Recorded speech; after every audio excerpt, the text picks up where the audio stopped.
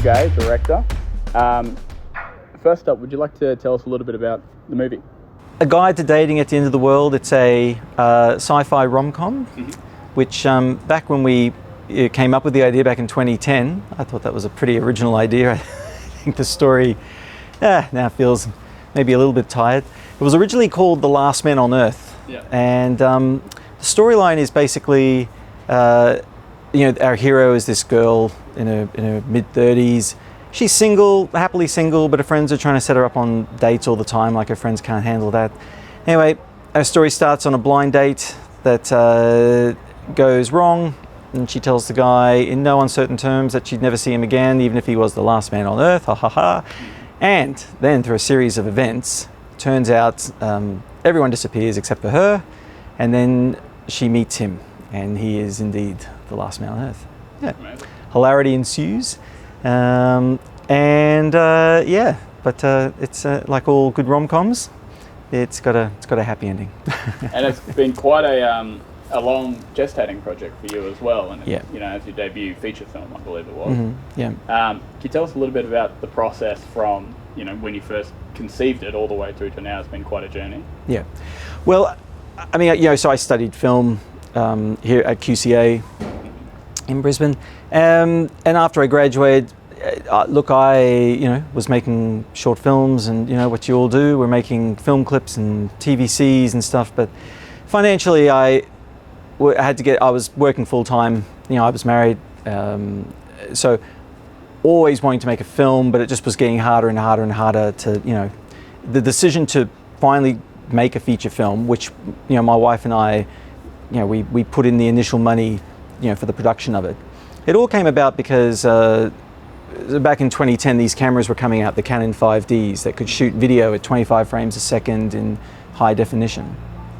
And a friend of mine said, well, look, I've got one of these cameras, and he was showing me some footage that people were shooting. And he said, there's just absolutely no reason why you couldn't do it on this. And I thought, obviously now people are shooting their phone, using their iPhones to make movies. But back then, I was just completely convinced, well, let's do it. We had 3 of these cameras. And, so we came up with a storyline that had minimal cast. By making it post-apocalyptic, it's easier to get rid of people out of a frame than it is to try and control big crowds or anything like that. And we just shot it. So we shot it in 2011. It was like an intense 2-week shoot. And the plan was always, people kept saying, well, what are you going to do with it? What are you going to do with it? And I said, well, let's just film it first. We'll film it, and then we'll just get post-production funding afterwards. And we hadn't, so after 2 weeks, the shooting sort of took a bit longer. We had an intensive 2 weeks where we had a big crew and everything. But then after that, we had to do pickups. And then because everyone was busy, that sort of took another year to get the pickups. And then because everyone that was helping was obviously busy, with their other jobs, time just went on. It was really hard to work full time, have a full time job. And this was just always in the background. You're always just. And I was trying to get post-production funding, and it wasn't easy. When I first made the film, I didn't have a proper producer on board. But Raquel David and Tate Brady came on as producers a couple of years afterwards. They saw what I'd shot, and they said, they were happy to help and jump on board. And they just, were just tirelessly, pushing the film. But it was just, we were going through a time when it was just harder to get post-production funding. So the years just kept creeping on. We were trying different strategies to try and get that funding. So really the reason it took so long, was just it took a while to get extra money to put into the film for proper effects, a proper sound design and music composition, etc. And so before you knew it, and then of course COVID, it lands here, and suddenly it's 11 years later. Well, yeah, it's kind of interesting that it does deal with quite an empty CBD and a lot of Brisbane landmarks that have no one around, and it's coming out just after we had a pandemic that sort of created that anyway. Yeah. Do you think it takes on any additional lens, in the modern times as opposed to when it was first shot? Oh, maybe, yeah. Look, but I don't sort of want to harp on that too much. When we came up with the idea of everyone's gone, it was very clear, the Hadron Collider. That's what it was. It was something I didn't want it to be a disease or something that's killed everyone. I wanted to keep it pretty light. It's comedy after all. Well, that's exactly right. I mean, we filmed it in July 2011, so that was just after the floods of 2011 in Brisbane, which had lots of desert. The city was quite deserted then, and there was talk about, should we do some pickups now and grab this stuff? But it wasn't appropriate. Deal. No, well, yeah, no. And then we had that again this year. Yeah, true. So, the film's also quite Brisbane-centric. Of Mm-hmm. course, like Brisbane sort of becomes the star of the show in many respects. yeah. Throughout. For Brisbane locals who might go see it when it comes to theatres, what can they expect to see around there?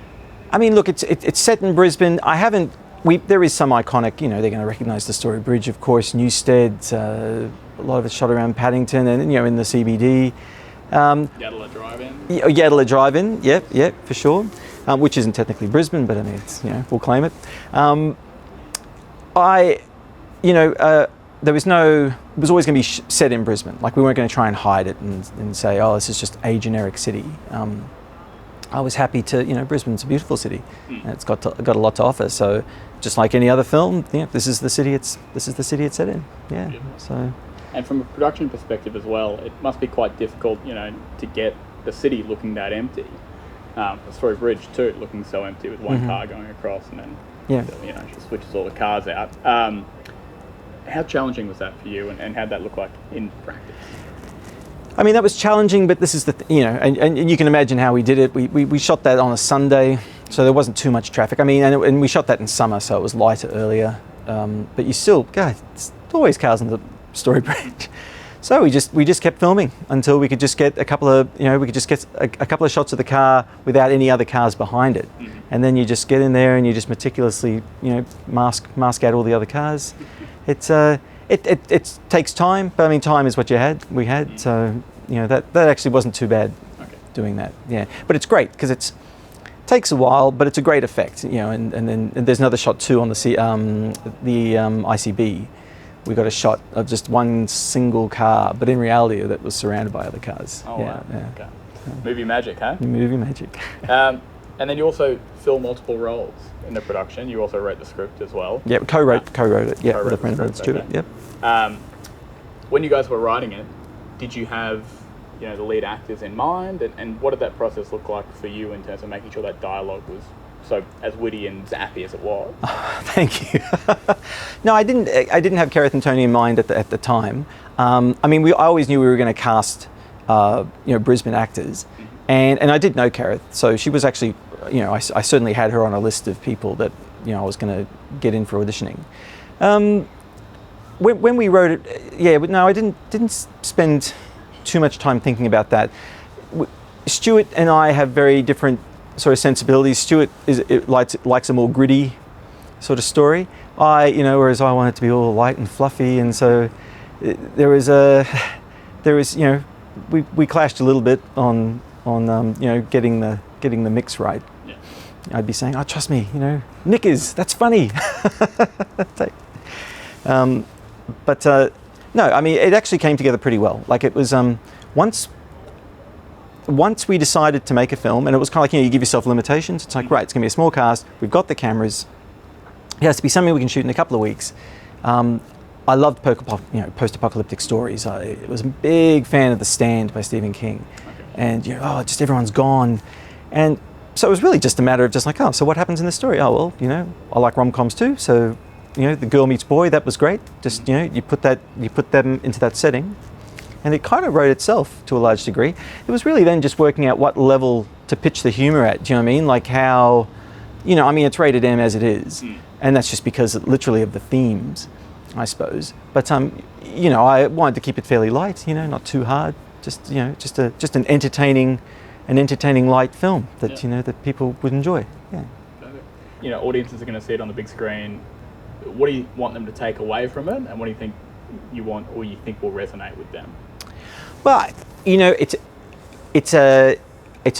think for the people that come to see it here in Brisbane, I want them to see a local film, like you were saying before, with seeing Brisbane up on the big screen, but just to be entertained. It's a light, fun story, and look, I'm the first to confess, getting to the cinemas is hard these days, and so many movies don't make it to the cinema. So it's just such a great thing that we're getting it in there just for a short time, because to see it with other people, because hopefully that'll just make it resonate a bit more.